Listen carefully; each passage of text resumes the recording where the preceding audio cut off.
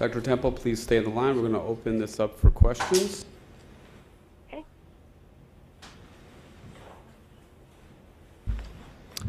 Hi, I'm Jay Lee from Morrison and Forster. My question is for Dr. Temple. Dr. Temple, you mentioned that there were some good cross-sectional studies that demonstrate that maybe caffeine could be a gateway drug of some sort. But as you know, cross-sectional studies aren't actually good for determining long-term trends. I was wondering what your thoughts were about the need for prospective cohort studies, whether there are any good cohort studies out there looking at that issue. I agree. The cross-sectional data are confounded in so many ways. As far as I know, there's no good long-term prospective studies, and I think that there's a strong need. I actually just submitted a grant to NIH June 5th to propose to do one of these prospective longitudinal cohort studies, because I think it is a real gap in the literature. There's a lot more data on the effects of caffeine in children and adolescents that are emerging now, but in terms of studying, the long-term effects of that usage, there's really nothing out there that I know of that's longitudinal. So I think that there's a real need for that. Thank you. You're welcome. My name is Richard Adamson, and this question is for Sergi Ferry. Thank you very much for your talk. I was under the impression that AstraZeneca showed that dopamine released after caffeine occurred in the caudate nucleus and the prefrontal cortex, but I thought she reported that it was not in the shell of the nucleus accumbens, and you seem to indicate that it was. Was that correct, or how do you explain that? Yeah, we got a little battle.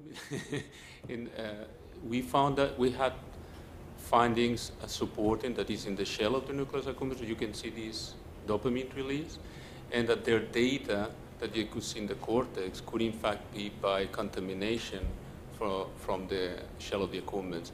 If you're interested in this, we wrote a review on that where we explained the differences, and that at the end we also published a study where we went through many different areas, in particular in the striatum with the microdialysis probe, and found out that is in fact the dorsal portion of the shell of the accumbens where we could see this particular release.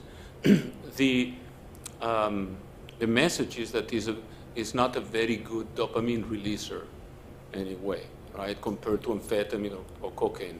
That the main mechanism there is going to be a postsynaptic mechanism. That's why I kind of try to make it more clear there. And everybody more or less agrees with that. Okay. Then the Parashantin story, I take advantage again, made it clear, at least for that other substance, there was much clearer dopamine release. But it seems that yes, you have some presynaptic effect that you can show. Also but the one in the frontal cortex is to be disputed anyway. Thank you. Jeff Goldberger, Northwestern University. This is for Dr. Temple. Thank you for your presentation. I was just wondering, in any of your studies, did you do any ECG monitoring of the subjects? And if so, can you share some of your findings? We did not. We aren't set up for that. So we just did blood pressure and heart rate. But that would be something that we'd be really interested in doing if we had the expertise. Dr. John Higgins, UT Health, Memorial Hermann Harris Health, for Dr. Temple. Dr. Temple, I was very intrigued with your findings about the effects of blood pressure in the post-pubertal period being more predominant, the sex difference. Do you have any hypotheses for that, in that, before puberty there didn't seem to be much of a sex difference, and then after puberty it appeared the males had more of a blood pressure response? We think that it's related to steroid hormones, and so I didn't show these data, but we did a study in post-pubertal kids where we looked at salivary steroid hormones, and we saw that when estradiol levels were high in females, that the blood pressure effects were less. The blood pressure response to caffeine was less, and so we think it has something to do with circulating steroid hormones. But we're trying to figure out really the best way to test that hypothesis other than just going in and looking at menstrual cycle phase and salivary hormones. So we're thinking of doing some blood measurements and trying to time it. It's well known that steroid hormones affect the metabolism of caffeine, and so that may be one mechanism by which the circulating steroid hormones in the females are affecting caffeine metabolism. But we really, again, doing this human work, it makes it interesting in some ways, but it makes it a little more challenging to go after some of these mechanistic questions. So is it fair to say then that the postpubertal males, children that you have, may be more sensitive to some of the effects of caffeine than the postpubertal female children? We think that that's true. That seems to be the case across the board when we've looked at the reinforcing effects, the subjective effects, the cardiovascular effects. In every case, when we see a gender difference, it's that the females have a dampened response to the caffeine. And I think that may be why males are particularly susceptible to higher caffeine usage or use of energy drinks. So energy drinks are skewed toward males. They're also marketed more toward males than females. But it may be because males are just more likely to feel the positive effects of that caffeine than females, and so they may be more drawn to those types of beverages, whereas if females aren't going to be getting a rush or aren't going to be feeling some of the physiological changes because they have a dampened response, then they may be less susceptible to really high caffeine use. Oh, that's very interesting, because the 6 deaths that have been reported to be associated with energy beverages, 5 of the 6 have been in males aged between 12 and 19, and only 1 was in females. So very interesting. And thank you for your great lecture, Dr. Temple. Yeah, thank you. Dr. Frey, I got a question on the dopamine-cocaine interaction and caffeine. Adenosine receptors are inhibitory. Sorry, could you so state your name, please? Yeah, Tom Davis, University of Arizona, College of Medicine, Pharmacology, Neuroscience, yeah. My question to you is, when you look at the interaction between dopamine, cocaine, and caffeine, basically caffeine acts on adenosine receptors, which are inhibitory, so it's a disinhibition of an inhibitory system, okay? Cocaine acts on dopamine receptors, okay, and then blocks the reuptake pump of dopamine back into the synapse.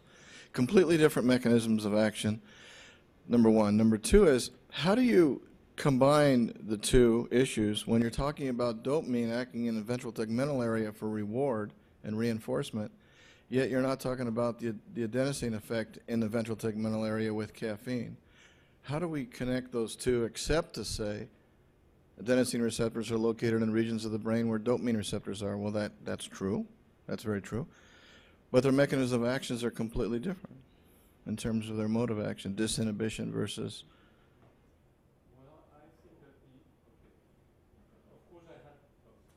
I had little time to go through all the mechanisms in detail, of course, but what it is clear for us in the field is that really main mechanism of action of caffeine is probably because of these interactions, but that would be postsynaptic, right? That would take place in the striatum.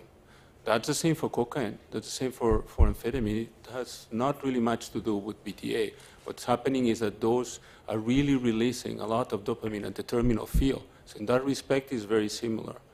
Other drugs of addiction, like opioids, cannabinoids, maybe they're acting at the VTA, as you said, at the, where the cell bodies are located.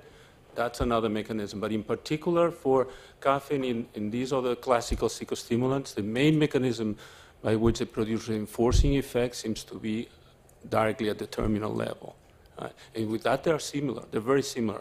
Well, I didn't have time to speculate a bit more, but of course, one message that I want to leave there is that they're not so different after all. It's mostly a quantitative aspect more than qualitative. So you have the same effects because they're basically acting in the same brain areas. But yeah, cocaine and amphetamine, they are stronger, right? But the problem is that, well, if you combine the two, then you can have this pre- and postsynaptic effect that then combined can be really, really explosive. Or, I don't know if that helps to answer the question. Dr. Phil Saul, I'm a pediatric cardiac electrophysiologist from the Medical University of South Carolina. And since Dr. Higgins brought up the sudden deaths in adolescence again, which is something that I deal with a lot, I'll go ahead and try and address that since there wasn't any time at the end of the last one. For me, this reminds me a lot of what happened with attention deficit stimulant drugs, in that you have a rare event. There are only about 500 sudden cardiac deaths in adolescents per year in the United States, so we're talking about 10 or so per state. A state like Texas has more. And then you have a common underlying practice in the community, which is, say, for stimulant drugs, amphetamines and methylphenidates, you've got 8 to 10 million kids in the U.S. on those drugs, and certainly caffeine is a highly prevalent, as we've heard today, substance in the adolescent community. So what happens, of course, is it looks like there's some relation. And in the adverse event reporting system of the FDA, there were actually 25 reports of sudden deaths that seemed to be related in some way to Adderall, and Health Canada made the mistake of saying those were related rather than that those happened to occur in patients who were on those drugs.